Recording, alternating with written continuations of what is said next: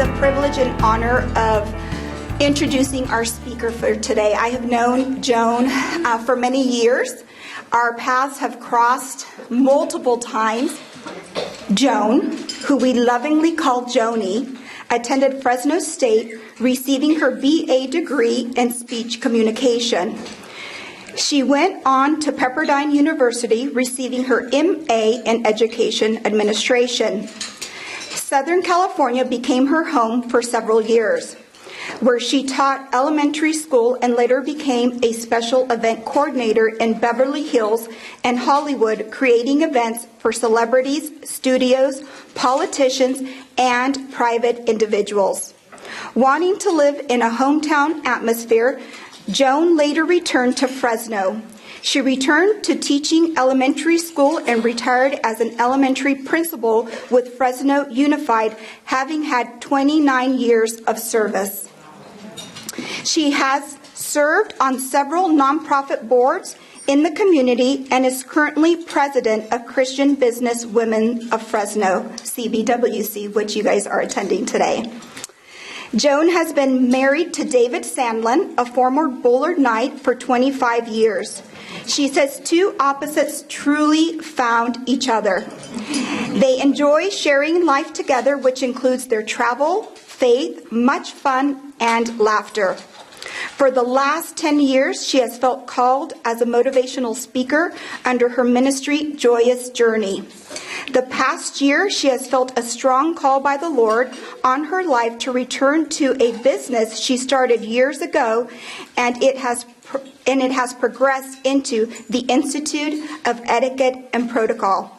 She wants to be a resource to help anyone who desires to live out their life's purpose and reach their height to which they were called.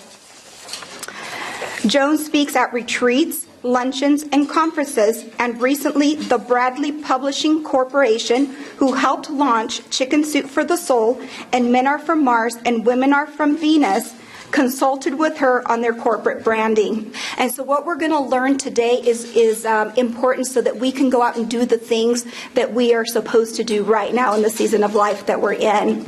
So with that said, Joan, without a doubt, believes that etiquette is one of the soft skills that everyone needs to know in order to achieve their greatest potential. So our speaker, Miss Joan Crawford Sandlin.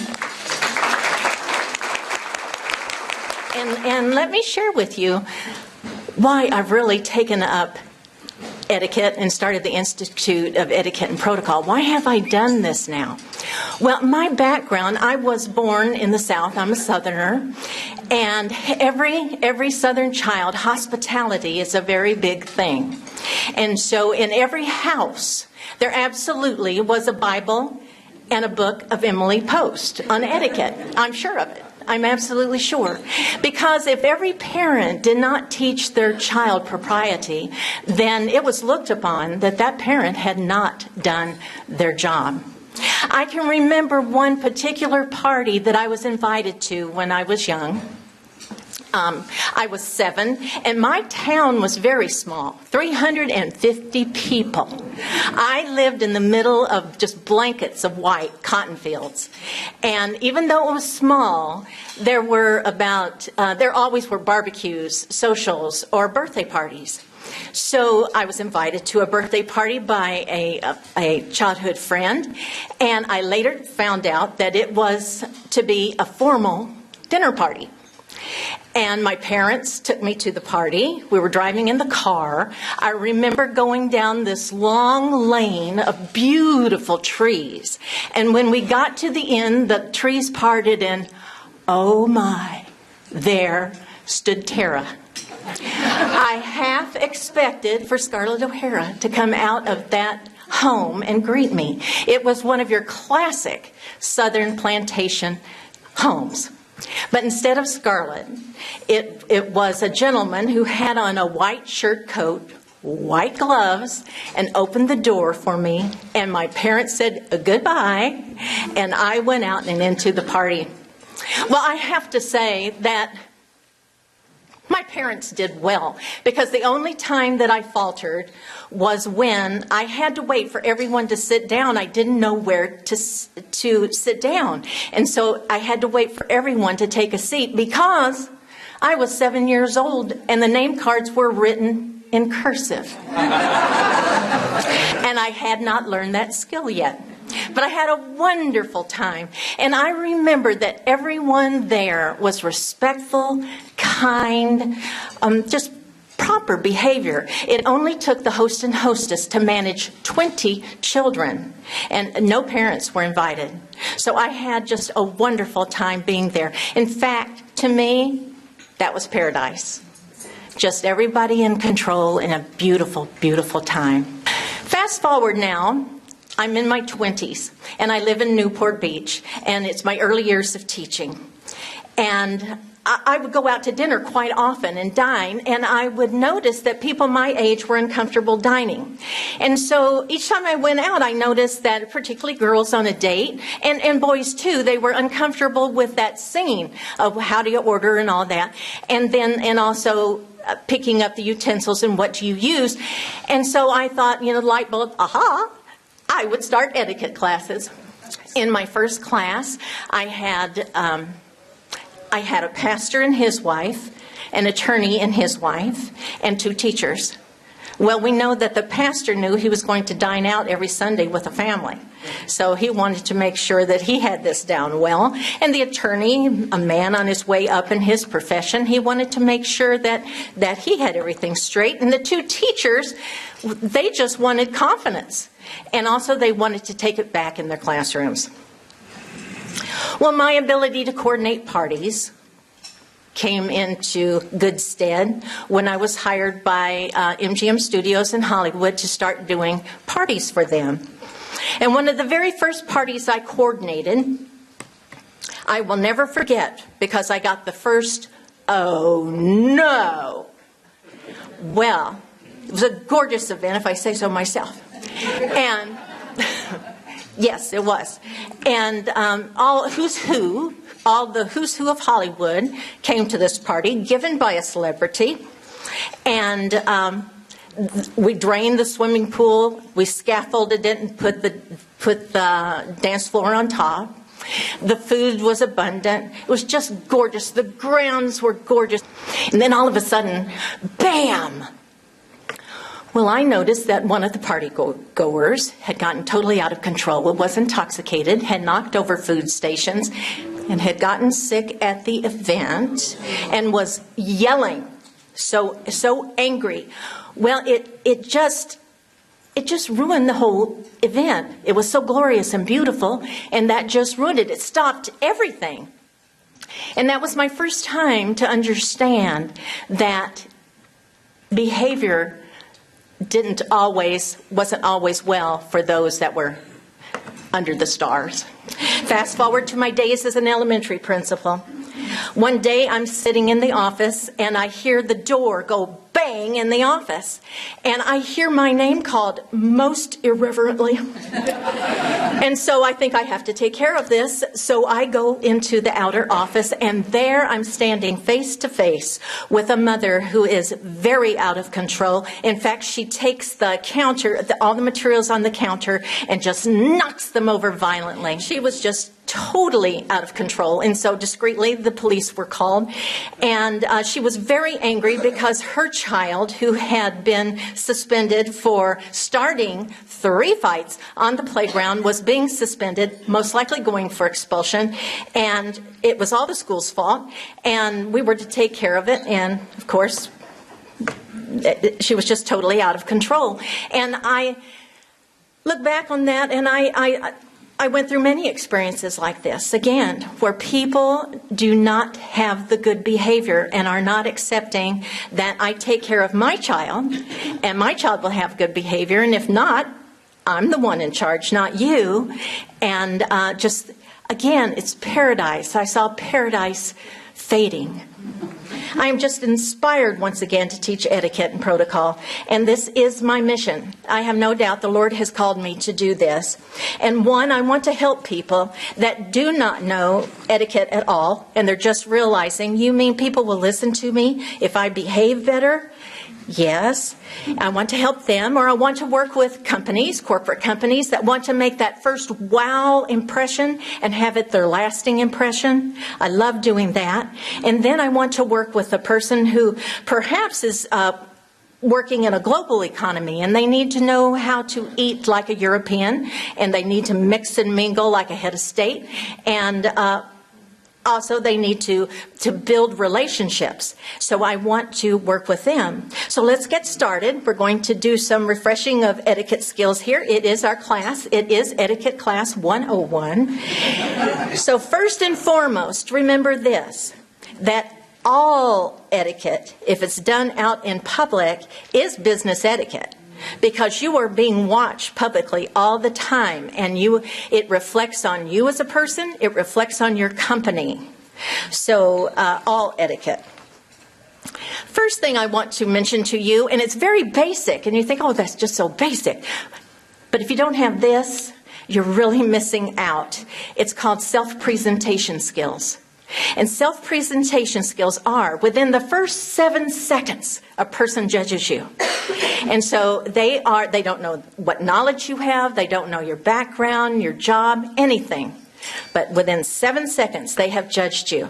And they're judging you on your posture, they're judging you on your hygiene, hair being clean, even those things. They're judging you on your dress. Are you neat and tidy? It says so much to them. And they will judge you on your handshake. Handshake. One of the most important things. I truly, truly have seen young people lose jobs over the handshake they gave in the interview. A handshake, if not given well, can tell a person if you're weak, or if you're confident. Let me tell you 3 handshakes. There's the weak, there's the crusher, and there's the well pumper. The weak is when someone grabs you right here. In fact, if someone grabs me right there, I would like to adjust if I can, but I'm not going to take their hand and readjust. But you don't be the one to grab them there. Or it is the crusher who comes in and crushes you like that. If you're wearing a ring, it's a killer. Yes, you know. And then the well pumper. It's a person after they grab you, they pump, pump, pump, pump, pump. Hello. Now, that works in the South, but it doesn't work throughout the nation other than the South. The thing you want to do is look at the V in your hand. You want to go for the V in the other person's hand when you shake. And you just want to just hold it nicely, firm, but not crush at all. And you just want to do one shake, just down and up. And that is a good handshake. I want to give you networking skills.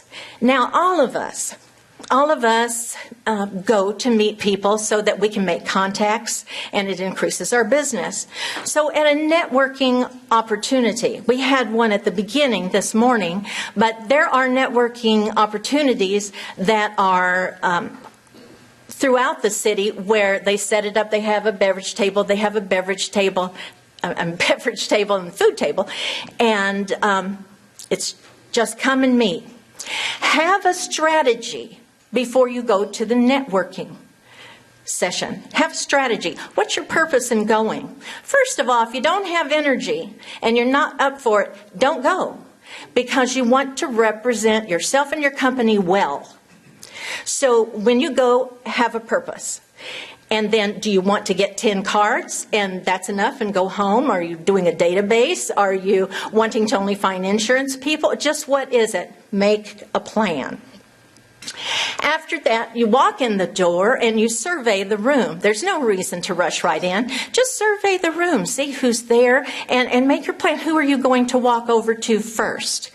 Let me tell you, the statistics show that the majority of the people will go to the food table and go to the beverage table. And so For you, that is a good spot for you to make your way over there, because when you're picking up a piece of food, it's easy to start a conversation. So you can go either way, beverage or the food. Find someone who's not talking to anyone and go right over and start talking to them.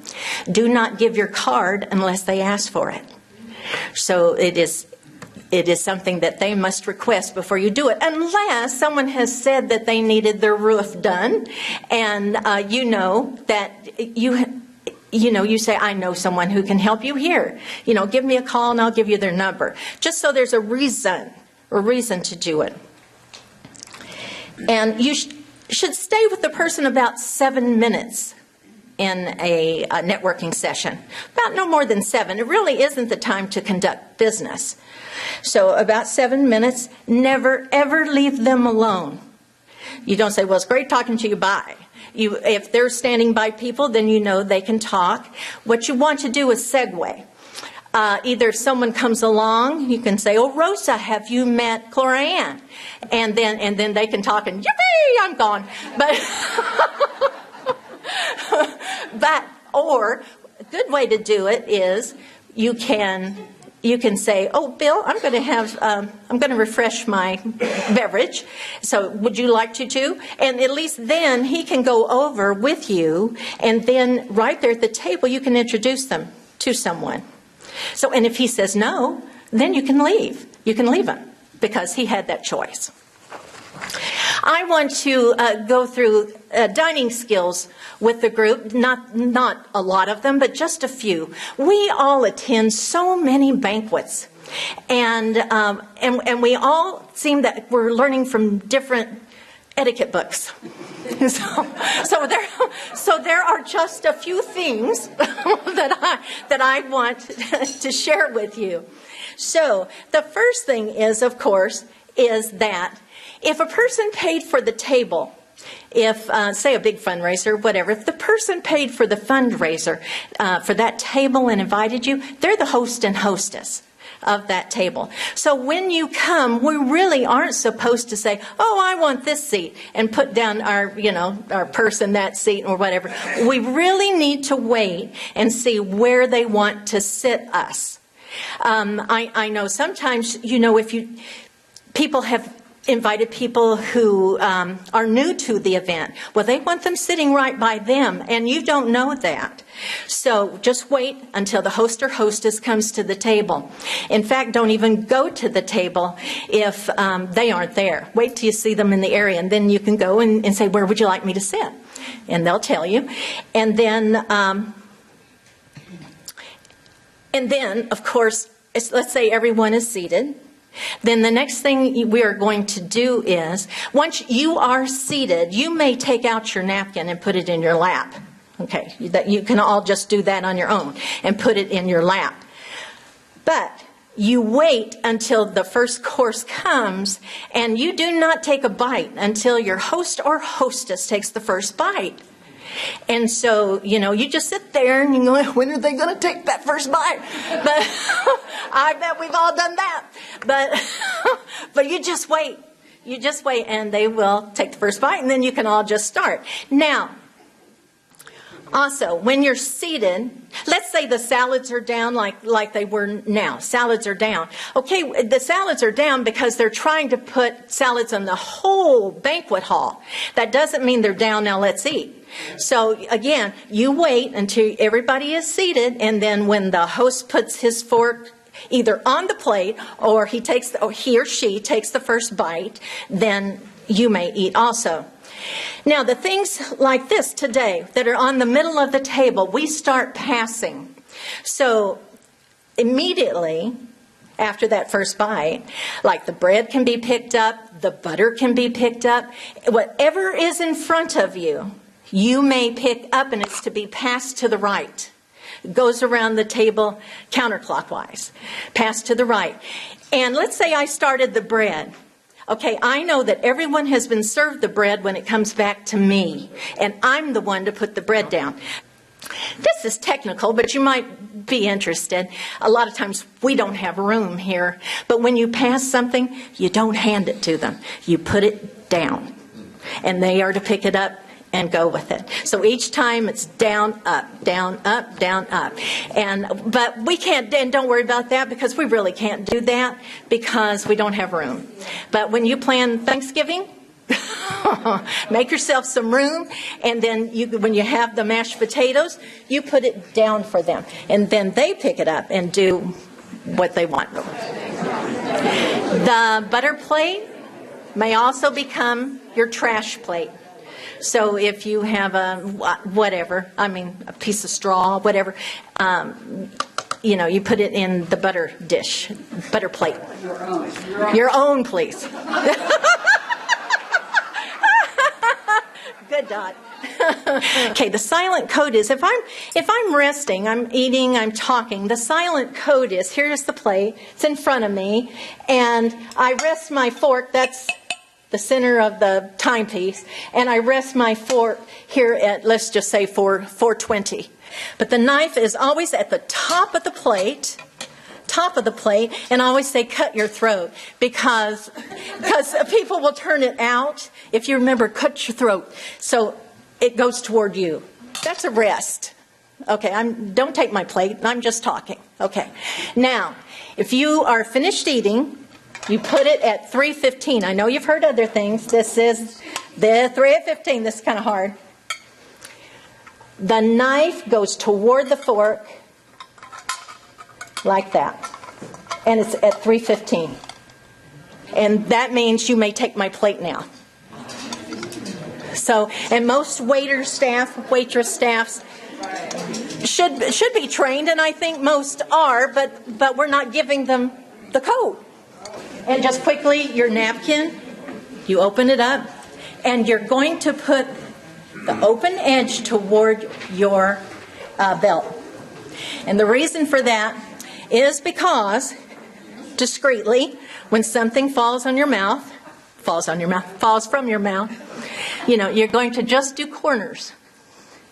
You don't pick it up to the table, and, you just, not the whole thing, you just, bring it up and dab. When you leave the table, if you need to go to the restroom, always you fold your napkin like this, you put it to the left of your plate, and you go to the restroom. When you are finished your meal, you do the same. Goes right there to the left. I challenge all of us. Here in this room. I want us, every one of you, to pick one person. Start looking around you. Look in your churches, look at your business, look in the schools. Who is it that you could mentor? Who is it that doesn't know these skills? And you know that they're really a talented person, but not knowing these skills is going to limit them. Teach them. Teach them what you know about etiquette. And if they need a special shine or you need a special shine, come to see me. Thank you.